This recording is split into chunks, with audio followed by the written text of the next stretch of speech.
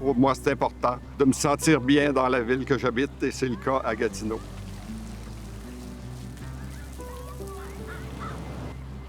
Parc de la Montagne, c'est un quartier central de l'ancienne ville de Hull, qui fait maintenant partie de la ville de Gatineau.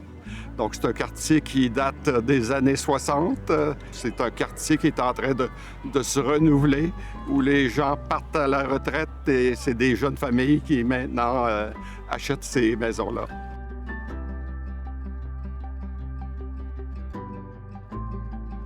C'est une ville que j'adore énormément. Mes voisins sont extraordinaires, je les mène depuis 20 ans et je peux compter sur eux, ils peuvent compter sur moi. Donc, c'est une ville qui est vraiment accueillante. Et il y a plus de dynamisme aussi que je vois en termes de culture, d'échange entre les gens et des activités aussi qui se font au cours des saisons ici à Gatineau. La conseillère municipale de l'époque, Mme Boudria, qui a eu l'idée d'avoir une association de quartier pour être capable d'avoir le pouls de la communauté. Puis il y a eu de l'intérêt, effectivement, donc c'est comme ça qu'est née l'association.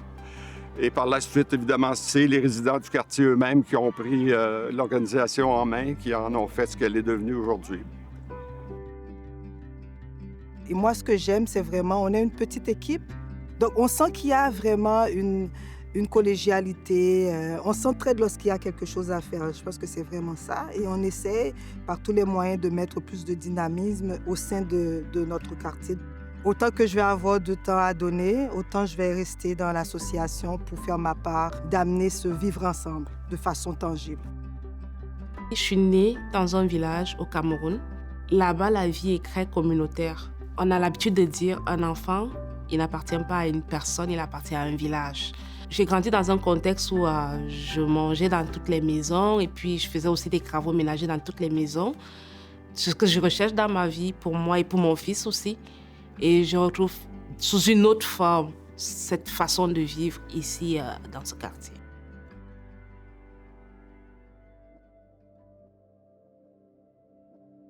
Durant la pandémie, de ne pas être capable d'avoir des contacts humains, souvent entre familles ou entre amis, la possibilité d'avoir des parcs aussi importants que celui dans lequel on est aujourd'hui, c'était très important. Les gens pouvaient y venir, circuler en toute sécurité.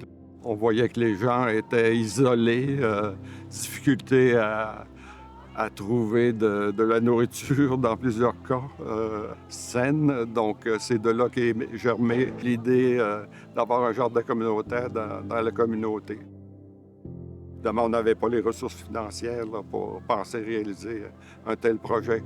Donc, avec l'argent de la subvention de la Fondation communautaire, on a pu, oui, approcher la ville et dire qu'on avait un partenaire sérieux qui était prêt à nous donner un coup de main pour mettre ça en place. Et là, la ville va investir là, un montant substantiel de près de 50 000 l'an prochain pour nous. Puis c'est grâce aussi donc, à la subvention, ce qui a mis l'épaule à la roue pour faire rouler la machine. C'est de là l'importance d'avoir des partenaires un peu partout. On avait des gens d'expérience. On a été 3 là, qui ont travaillé sur la préparation de la demande. On pouvait les réaliser avec les bénévoles qu'on avait. Donc, ça a été complexe, mais on y est parvenu. Puis quand on a fait la demande de subvention, on voulait justement favoriser une plus grande participation et une promotion de ces parcs-là. Donc, c'est ce qu'on a fait avec notre site Internet et notre site Facebook aussi. Et évidemment, ça sera le jardin là, qui verra le jour l'an prochain. Le gros de la subvention, c'est d'abord là qu'on va le voir. Ça a pris plus de temps que prévu parce qu'il y a plusieurs quartiers qui demandent à avoir des jardins communautaires. Donc, on faisait partie de la liste.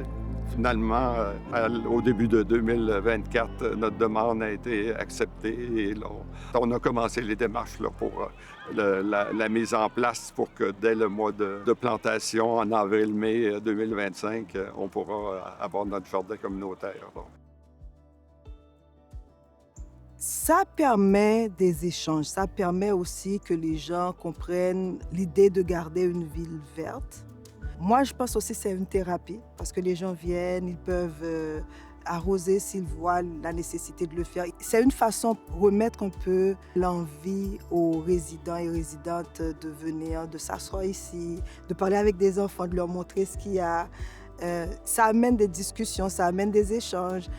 Et donc, c'est aussi un partage réel parce que les gens peuvent venir en récolter aussi.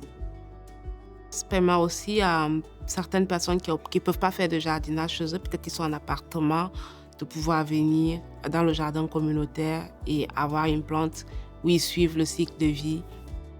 Ben, l'impact est direct, hein. Tu cultives des plantes, tu vas récolter des tomates, des concombres, de la salade, des fèves, et ça va te servir à te nourrir. Ça ne peut pas être plus direct que ça comme impact.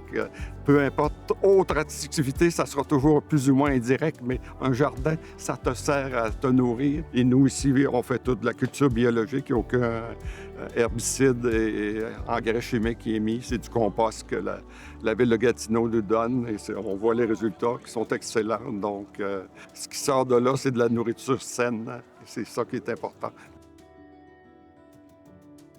Quand on ne donne pas le temps dans ce qu'on aime ou dans la vie du quartier, je me demande bien à quoi on donne son temps parce que parfois on passe le temps à la maison à s'ennuyer et à trouver la vie ennuyeuse. Mais remplir sa vie avec des activités comme ça, pour moi, c'est ça qui donne un sens dans ma vie. Donc, ça me permet de donner aussi. C'est une façon pour moi de donner.